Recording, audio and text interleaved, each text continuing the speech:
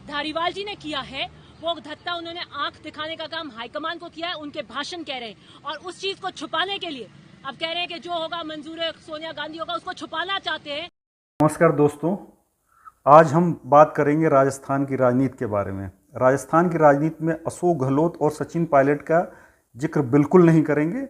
सिर्फ और सिर्फ आज बात करेंगे राजस्थान कांग्रेस की युवा महिला विधायक दिव्या मदेरणा की।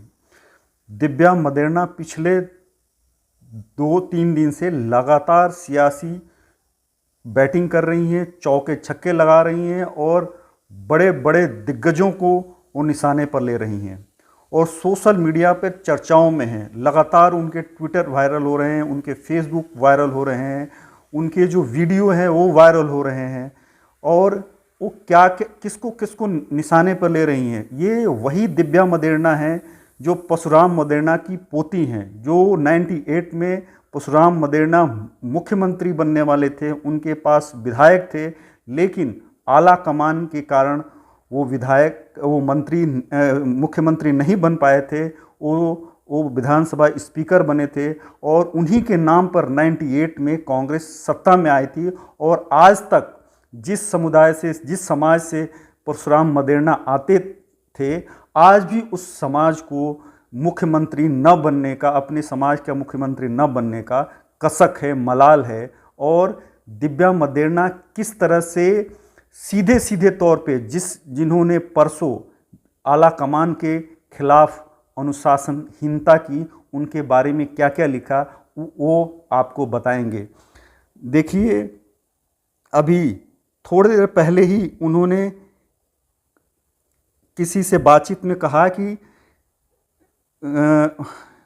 मैं कांग्रेस की निष्ठावान कार्यकर्ता हूं, मैं अब चीफ व्हिप का कोई आदेश नहीं लूंगी, बागियों के खिलाफ आला कमान कार्रवाई करे। यानी आला कमान यानी सोनिया गांधी के निर्देश पर जो खड़गे और अजय माकन राजस्थान आए थे, जो विधायक दल की बैठक होनी थी मुख्यमंत्री आवास पे, वहाँ दिव्या मदेरणा मौजूद थी। लेकिन तमाम विधायक सरकार के दबाव में, कुछ नेताओं के दबाव में धारीवाल के घर पे गए। उसमें महेश जोशी ने लोगों को बुलाया, पुलिस फोर्स के जरिए बुलवाया गया कुछ लोगों को और उनसे हस्ताक्षर कराया गया, उनसे इस्तीफा कराया गया ताकि आला कमान पे दबाव बनाया जा सके।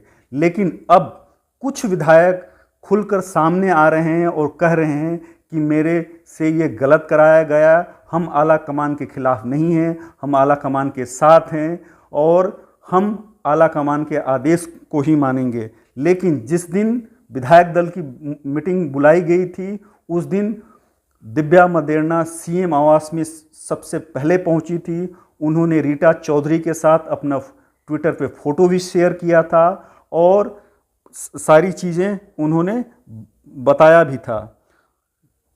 और उन्होंने क्या क्या कहा आपको और बता रहे हैं। उन्होंने शांति धारीवाल के लिए सबसे बड़ी बात कही है कि शांति धारीवाल ने आला कमान के खिलाफ अनुशासनहीनता किया है। जब आला कमान ने सीएम आवास में बैठक बुलाई तो धारीवाल ने अपने आवास पे बैठक, पैरेलल समानांतर बैठक क्यों बुलाई?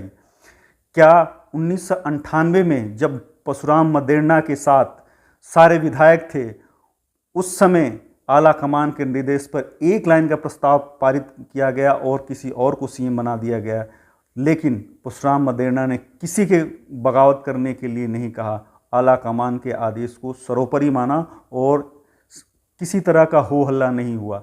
लेकिन जब आला कमान आज वही 98 का मामला दोहरा रहा है, तब किसी को दर्द क्यों हो रही है, परेशानी क्यों हो रही है?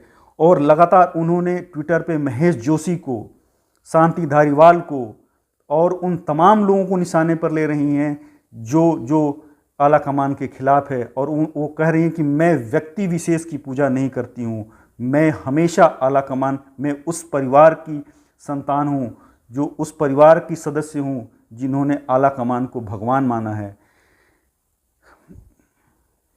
उन्होंने कुछ अपनी पीड़ाएं भी ट्विटर के जरिए व्यक्त की हैं। उन्होंने आपको बता दें कि उन्होंने खुशवीर सिंह जोजावर जिनकी बाइट्स है उनको उन्होंने शेयर किया है। जोजावर ने कहा कि आला कमान जहाँ कहेगा वहीं रहेंगे और उन्हीं के साथ हमारी लॉयल्टी है। उसको उन्होंने शेयर किया है, वीडियो को रीट्वीट किया है।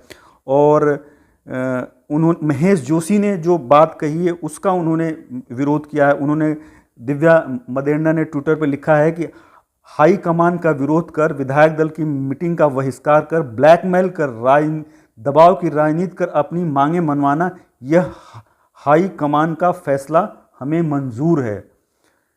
ऐसा दिव्या ने अपने ट्विटर हैंडल से शेयर किया है।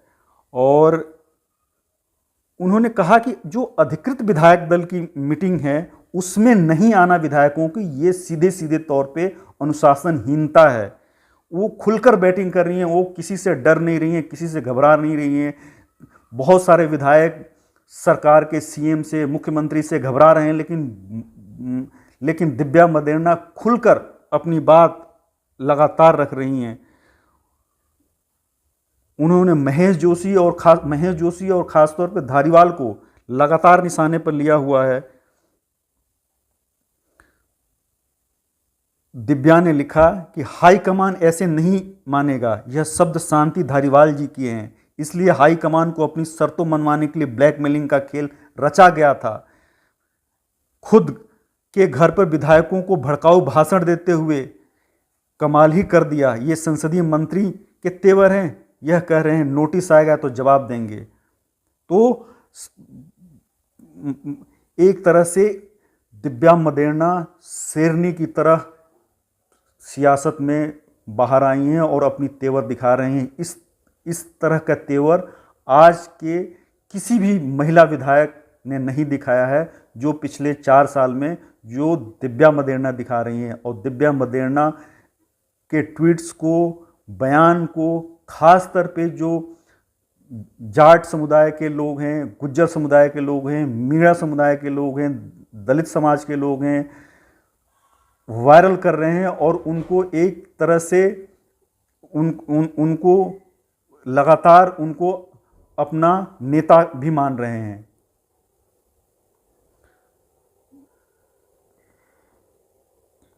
और जिस तरह से दिव्या मदेरणा ये लगातार खुल के बोल रही हैं, ऐसा अभी तक किसी ने नहीं बोला आला कमान के पक्ष में।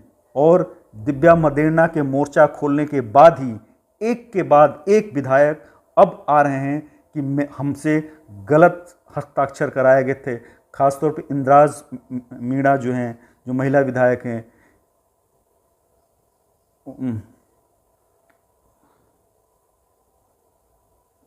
उन्होंने जितेंद्र सिंह के ट्विटर पे उन्होंने जो कहा कि हम आला कमान के साथ हैं, आला कमान जिसको सीएम बनाए हम उसके साथ खड़े हैं, उस वीडियो को भी दिव्या मदेरणा ने शेयर किया है। और